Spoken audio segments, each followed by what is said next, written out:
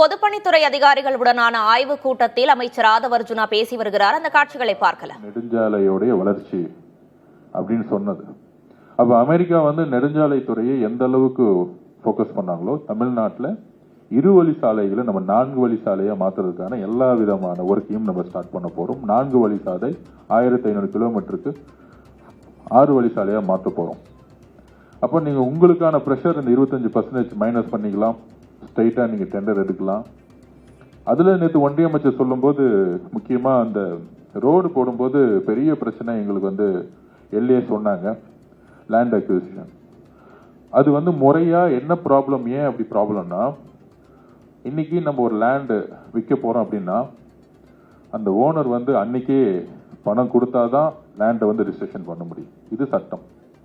ஆனால் பெரும்பாலும் இப்ப இருக்கக்கூடிய என்ன பிரச்சனை அப்படின்னா, ஒருத்தர்கிட்ட இந்த லேண்ட் எடுக்கிறதா இருந்தா கிட்டத்தட்ட ஒரு 2 வருஷம் மேற்பட்ட மரத்தில் அவங்களுக்கு பணம் கொடுக்காம இருக்கு அரசு பக்கம்.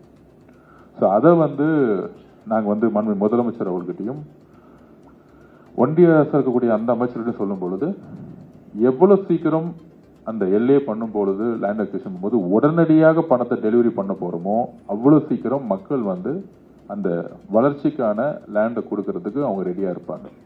ஆனா ஏதோ அதிகாரத்தை வச்சு நம்ம அந்த லேண்டை எடுக்கக்கூடாதுங்கிறத ஒரு பாலிசியை எடுத்திருக்கோம். அதோட சேர்ந்து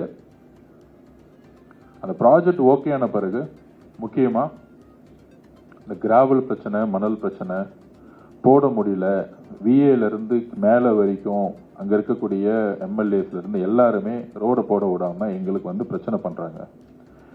இது ஒன்றிய அமைச்சராக இருந்தவரும் சொன்னாரு.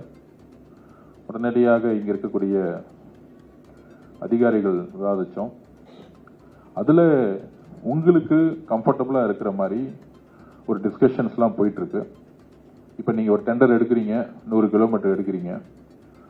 அரசு நிறுவனமா இருக்கிறத பொதுவா மைன்ஸ் இதெல்லாம் கவர்மெண்ட் பக்கம் இருக்கு, பிரைவேட்ல இருக்கு. முன்னாடியும் பல பிரச்சனைகள். பொதுப்பணித்துறை மாற்றி அமைக்கப்படும் ஆய்வுக் கூட்டத்தில் அமைச்சர் ஆதவ் அர்ஜுனா பேசி வருகிறார். அந்த காட்சிகளை பார்த்து வந்தோம். 1500 கிலோமீட்டர் இருவழி சாலை 4 வழி சாலையாக மாற்றப்படும் என அமைச்சர் ஆதவ் அர்ஜுனா அறிவித்திருக்கிறார்.